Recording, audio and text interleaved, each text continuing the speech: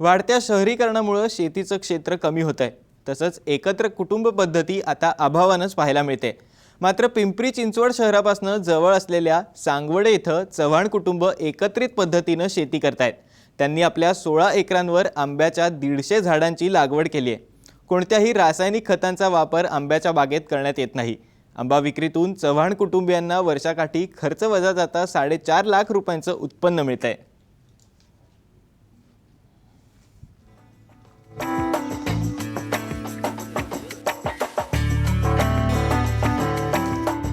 पिंपरी चिंचवड शहरापासून काही किलोमीटर अंतरावर सांगवडे गाव आहे। या गावात चव्हाण कुटुंबियांची वडिलोपार्जित 16 एकर जमीन आहे। सुरुवातीला चव्हाण कुटुंबीय पारंपरिक पद्धतीने शेती करत होतं, मात्र त्यातून फारसं उत्पन्न मिळत नसल्यानं त्यांनी आंबा लागवडीचा निर्णय घेतला। आंब्याची लागवड 20 वर्षांपूर्वी करण्यात आली आहे। या बागेत सध्या हापूस, राजापुरी, केसर, लंगडा यांची 150 झाडं आहेत। आमचे वडील आजोबा वडिलोपार्जित शेती असल्यामुळे 16 एकर त्यांची शेती आहे। तर कोरडवाहू शेती करत होते, पारंपरिक पिकं घ्यायची, पण त्यातून त्या शेतीला फाटा देत आम्ही नवीन पद्धतीनं एक आंबा लागवड करावी असा एक डोक्यात विचार होता।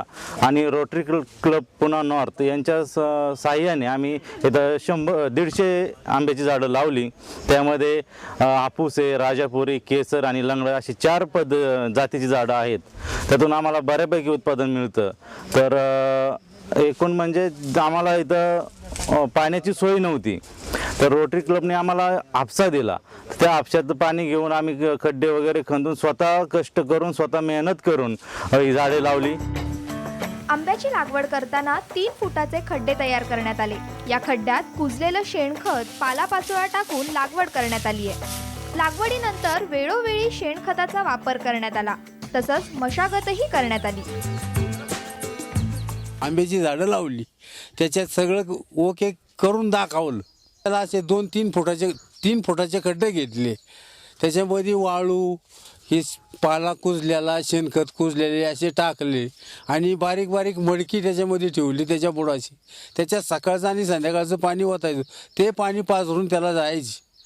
त्याच्यामुळं झाडांना काही त्रास झाला नाही, काय नाही, झाडं व्यवस्थित सगळे आली। मी मशागत अशी करतो की त्याच्या भोवतानी सगळं गवळ काढून खंदून सगळे लेवल करून त्याच्यात खत पांगून पाटाने पाणी आणून, नदीवरून पाणी आणलेलं आहे, पाटाला सोडून ते पाटाची साफसफाई करून त्याच्यामध्ये शेणखत पांगून त्याला असे गोल राऊंडनी सगळं व्यवस्थित करतो।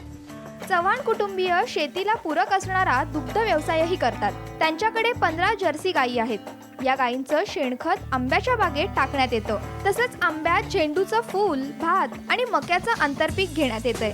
आंब्याची विक्री पुणे आणि पिंपरी चिंचवड इथं करण्यात येते। 50,000 रुपयांचा खर्च वगळता आंबा विक्रीतून चव्हाण कुटुंबियांना वर्षाकाठी 4.5 लाख रुपयांचं उत्पन्न मिळतं। सेंद्रिय पद्धतीने सगळं पीक घेतो आम्ही, जेणेकरून की इतर खर्च होत नाही। आम्ही एकत्र कुटुंब पद्धतीने राहतो आणि सर्व मिळून काम करतो। आणि साईड बिझनेस म्हणून आम्ही दुग्ध व्यवसाय करतो आणि त्या गायींपासून मिळालेल्या शेणाचा आम्ही ज्या झाडांसाठी खत म्हणून उपयोग करतो। समजा फवारणी सोडली तर आम्हाला 50,000 रुपये खर्च होतो आणि बाकी मजूर, मेहनत ही सगळी आम्ही एकत्र कुटुंबच करत असतो। मजुराची आम्हाला आवश्यकता भासत नाही। आम्ही आमच्या स्वतःच्या कुटुंबाला मिळून सगळं करून घेतो की याच्यात फायदा तर होतोच। आणि त्यातल्या त्यात नैसर्गिक शेती केली, जैविक शेती केली तर खूपच फायदा होतो। आम्हाला 5 लाख उत्पन्नामध्ये आम्हाला 25,000 ते 50,000 रुपये खर्च होतो। तोही फक्त काही केमिकल फवारण्या असतील त्याच्यासाठी, बाकी सर्व काही आम्ही आमच्या शेतामधून जे मिळतं त्यातूनच इथं उपयोगात आणतो। चव्हाण यांचं कुटुंब एकत्र असल्यानं घरातील सर्वच सदस्य शेतीत राबतात, त्यामुळे मजुरीच्या खर्चातही मोठ्या प्रमाणावर बचत होते। शंकर चव्हाण यांची पत्नी, 3 मुलं आणि त्यांच्या सुना शेतातच काम करतात। शेतीत काम करत असल्याचं समाधान वाटत असल्याचं पार्वती चव्हाण सांगतात। भरपूर रोज वाढलेला आहे, आता इकडं 250 रुपये रोज आहे एका बाईला। तर त्यामुळे आम्ही काय मोलाची माणसं घेत नाही आणि घरच्या घरी शेती करतो। माझ्या 3 सुना आहेत, नातवंड आहे, मुलं आहे। आम्ही शेती करतो, खुरापणी बिरापणी, पाणी धरणे, सगळे असे व्यवस्थित आम्ही करतो सगळं काम। शहरीकरणाच्या रेट्यात शेतकरी आपली शेत जमीन विकू लागलेत। मात्र चव्हाण कुटुंबियांप्रमाणे शेतकऱ्यांनी फळबागेची लागवड केल्यास त्यांना शेतीपासून चांगलं उत्पन्न मिळू शकतं. दिलीप कांबळेसह ब्युरो रिपोर्ट, साम टीव्ही, पुणे.